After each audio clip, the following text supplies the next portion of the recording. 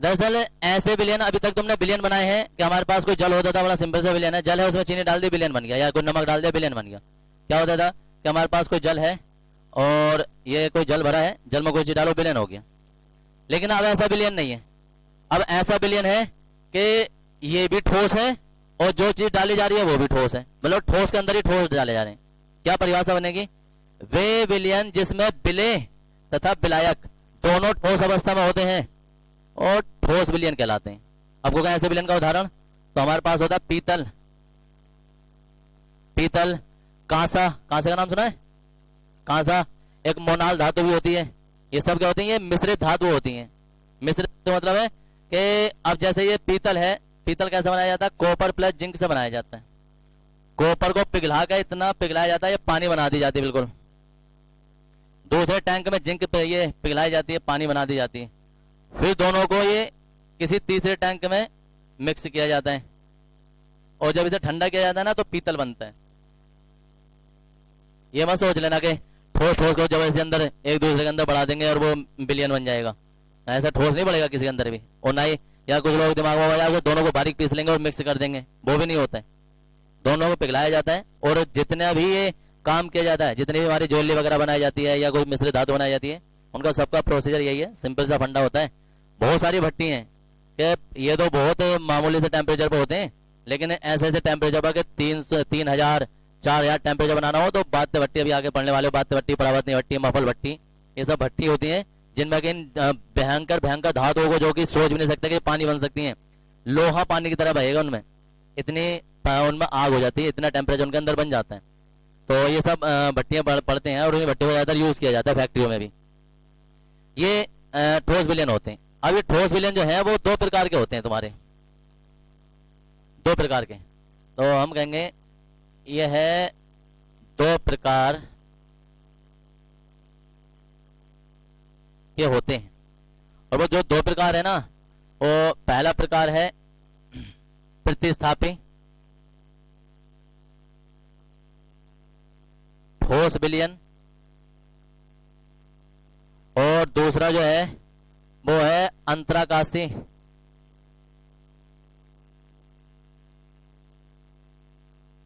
ठोस विलयन।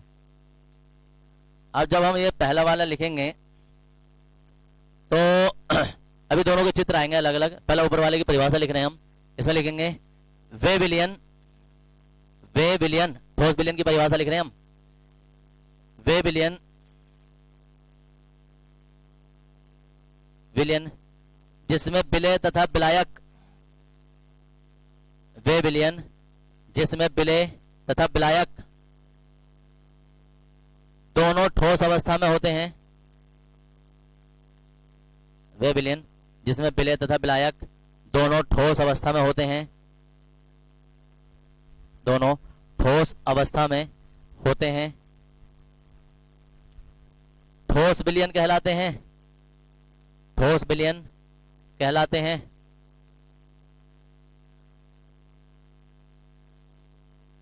जैसे उदाहरण में लिख दो इनके, जैसे पीतल कोमा कांस्य, कांसा नहीं होता कांस्य होता है शायद, कहां से वो जो 1 2 रुपए 5 रुपए के नोट बनते हैं, कहां से कोमा मोनाल धातु, मोनाल भी मिश्रित धातु होती है, मोनाल,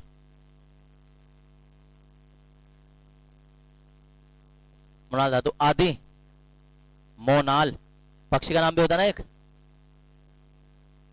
हमारे साथ उत्तराखंड का राष्ट्रीय पक्षी है। चलो तो मोनाल धातु हो गई आदि। इसके बाद आते हैं नई लाइन से, नई लाइन से आ जाए ठोस विलयन निम्नलिखित दो प्रकार के होते हैं। नई लाइन से ठोस विलयन निम्नलिखित दो प्रकार के होते हैं, दोनों प्रकार तुम्हारे सामने बोर्ड पर लिख देंगे। हाँ, ठोस विलयन निम्नलिखित दो प्रकार के होते हैं।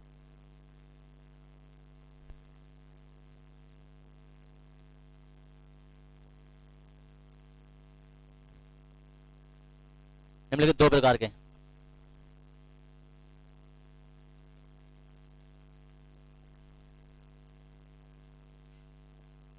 आज एक फिजिक्स से संबंधित तुम्हारी एक वीडियो पढ़ने वाली है यूट्यूब पर, लगभग 10 11 बजे पढ़ जाएगी।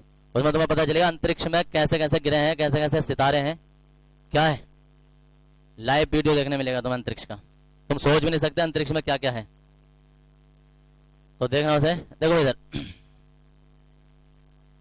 बात आती है बिलियनों की इनके। तो सबसे पहले हम प्रतिस्थाप्य बिलियन की बात करते हैं।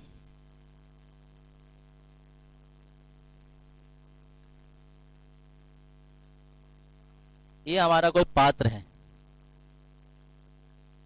और ये कोई दूसरा पात्र है।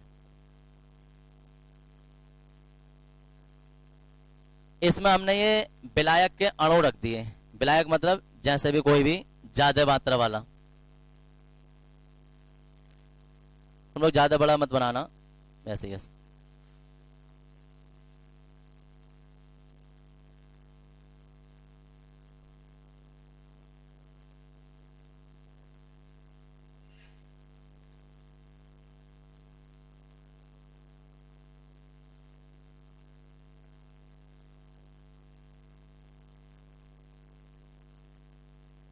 ये कोई विलायक है जैसे कि कॉपर है जी, कॉपर। अब कॉपर में क्या होता है, प्रतिस्थापी विलयन का मतलब ये होता है प्रतिस्थापी। प्रतिस्थापी का मतलब होता है कि कोई एक सीट पर बैठा है उसे उठाओ और खुद बैठ जाओ, तो इसे कहते हैं उसकी जगह से प्रतिस्थापित करना। तो इसमें क्या है, ये सब विलायक के अणु थे, उनमें से जिंक के अणु आए, मतलब उसी के जैसे अणु होने चाहिए, उसी प्रजाति के, उसी के लगभग समान। तो जिंक के अणु आते हैं और इनमें से कुछ को, ज्यादा नहीं क्योंकि विलय कम मात्रा में होता है, अगर ये 100 अणु होंगे तो उसमें से मुश्किल से 4-5 को हटाते हैं और उसके स्थान पर खुद आ जाते हैं। जैसे कि बीच में से इसे हटा दिया होगा और जी ये आ गए, या कहीं से इसे हटा दिया होगा ऐसा करके और खुद उनके स्थान पर आके बैठ गए, या और भी कोई धातु अणु ये। तो वे विलयन जिसमें विलय अणु, विलय पदार्थ के अणु विलायक के अणुओं को प्रतिस्थापित कर देते हैं और उनका स्थान ग्रहण कर लेते हैं, ऐसे विलयन प्रतिस्थापी विलयन कहलाते हैं। यह है हमारे प्रतिस्थापी विलयन। प्रतिस्थापी विलयन। और प्रतिस्थापी विलयन में जैसे जैसे तुम्हें पता ही है, पीतल हो सकता है या कांच वगैरह हो सकता है। अब ये जो है ये, इसे हम तीर आगे लिखेंगे विलय के अणु। विलय के अणु, और इन्हें तो कोई कहने की जरूरत ही नहीं है। ये क्या है, ये है विलायक के अणु। विलय के अणु, विलायक के अणु। तो क्या होता है कि जब वे विलयन, वे ठोस विलयन जिसमें पदार्थ के अणु, विलय पदार्थ के अणु विलायक के अणुओं को प्रतिस्थापित कर देते हैं और उनका स्थान ग्रहण कर लेते हैं, ऐसे विलयन प्रतिस्थापी विलयन कहलाते हैं। इन विलयनों में विलय के अणुओं का आकार लगभग विलायक के अणुओं के समान ही होता है, मतलब ज्यादा अंतर नहीं होता, थोड़ा बहुत ही अंतर होता है।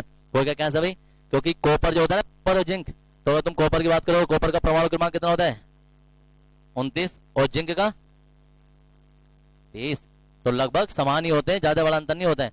क्यों, क्योंकि सीट पर वही बैठ सकता है जो सीट के आकार का है। कैसे कि पता चला कि भाई कोई पतला दुबला आदमी की सीट पर बैठा, तुमने उसे पीट पाट के हटा दिया लेकिन खुद भी नहीं आ पा रहे उस सीट पे, तो उसे हटाने का भी फायदा नहीं हुआ। तो कम से कम ऐसे सीट पर आने चाहिए, मतलब उस सीट पर वो बैठने चाहिए जो उस सीट पर फिट हो जाए। ऐसा नहीं कि बहुत ज्यादा चौड़ी सीट है उसमें पतला दुबला आके बैठ जाए तो भी ढीला ढाला रह जाएगा, वो गड़बड़ है। तो उसमें लगभग फिट आ जाना चाहिए, थोड़ा बहुत अंतर रहना चाहिए। ये हो गया। अब दूसरे का नाम से पता चल रहा है ऐसे विलयन। इसमें क्या होता है अंतरकाशी विलयन में कि अणु प्रतिस्थापित नहीं करेंगे, उसमें छोटे अणु होंगे और उनके अंतरकाशी स्थलों में आ जाएंगे, खाली जगहों में हटा नहीं रहे, जो उनकी खाली जगह होगी उन्हीं में आ जाते हैं। क्या परिभाषा बनेगी, वे विलयन जिसमें विलय पदार्थ के अणु विलायक के अणुओं के अंतराकाशी स्थल में आ जाते हैं। अंतराकाशी मतलब ये जो खाली जगह रह जाती है, अंतराकाशी स्थल में आ जाते हैं, अंतराकाशी ठोस विलयन कहलाते हैं। और ये होगा इसका चित्र। तो ज्यादा से 4 या 5 के बनाना, हमारा चित्र थोड़ा सा बड़ा बन रहा है, एग्जाम में इतना बड़ा बनाने से तुम्हारा टाइम ही बर्बाद होगा।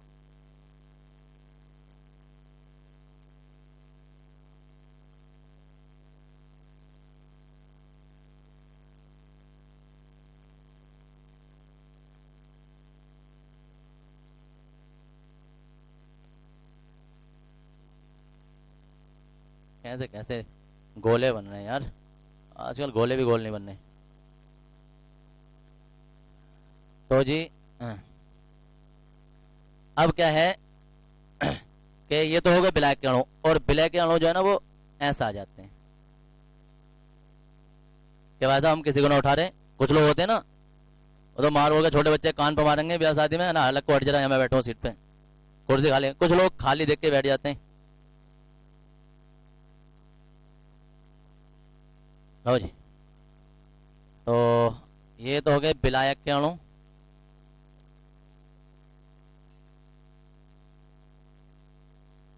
और जी ये हो गए विलय के अणु।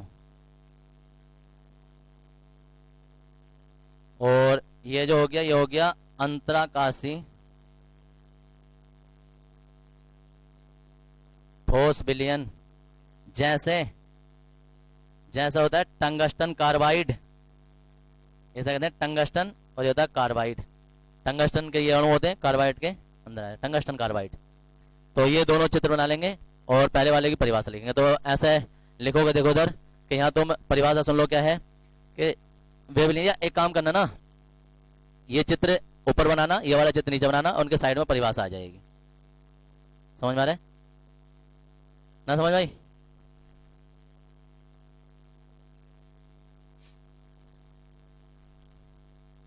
एक और कार्य करने का तरीका मैं तुम्हें बताता हूँ।